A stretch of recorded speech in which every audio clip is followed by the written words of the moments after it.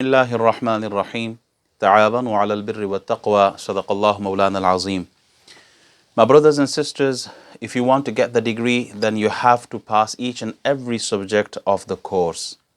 If you fail certain subjects like maths or English, then you are classed as failed, even though you have passed the rest of the subjects.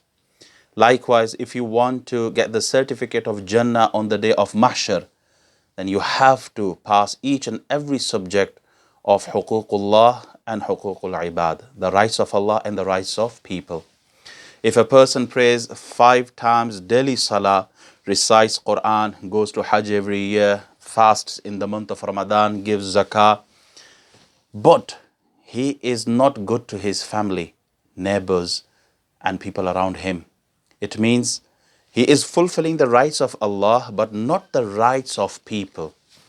This kind of person will be in trouble on the day of judgment and might fail the exam. Because once Rasulullah sallallahu alaihi wasallam was asked, Ya Rasulullah, so and so woman, she's very good in worshipping Allah subhanahu wa ta'ala. She prays lots of optional salah, fasts, gives charities, lots of optional ibadat, worship. But she is not good to her neighbor. She hurts them with her sharp tongue. Rasulullah sallallahu alaihi wasallam said, she will go to Jahannam. She will go to hell. Again, somebody asked, Ya Rasulullah, so and so woman, she just prays obligatory salah, gives charity, fasts in the month of Ramadan, but she is very good to her neighbor. She is very kind to them. Rasulullah sallallahu alaihi wasallam said she will go to paradise. My brothers and sisters, what we have learned from this hadith, if a person fulfills the rights of Allah and the rights of people, he will go to Jannah. If a person fulfills the rights of Allah but not the rights of people, he will be in trouble on the day of judgment. My brothers and sisters, we live in multi-faith and multicultural community. Lots of non-Muslims live here in this area. Non-Muslims don't study Islam through Quran and Hadith. They study Islam through my behavior and your behavior. They study Islam through our characteristics, our manners. Allama Dhahabi rahimahullah mentioned in his book Al-Kabair about the story of Hazrat Sahal bin Abdullah Tastari rahmatullah alayh. His neighbor was a non-Muslim. His toilet pipe was leaking in Hazrat Tastari rahmatullah alayh's room. Hazrat Tastari rahmatullah alayh placed a bucket for dirty leakage. For a good few years, every single night he used to take that bucket away and emptied it, but never complained to his neighbor. When Hazrat Tastari rahmatullah alayh was on his deathbed, he called his neighbor and asked him to fix the leakage of the pipe so that the new neighbor is not in trouble and doesn't complain. The non-Muslim was so impressed by the characteristics and manners and akhlaq of Hazrat Tastari rahmatullah alayh. He was so impressed. As I said before, non-Muslims don't study Quran and Hadith. They study the manners of Muslims, the characteristics of Muslims. He was so impressed and he accepted Islam and became a Muslim because of the behavior and because of the akhlaq of Hazrat Tastari rahmatullah alayh.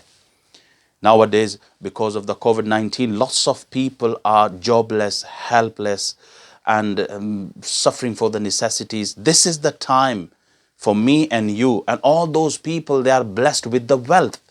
They should come forward and help the non-Muslims and Muslims all.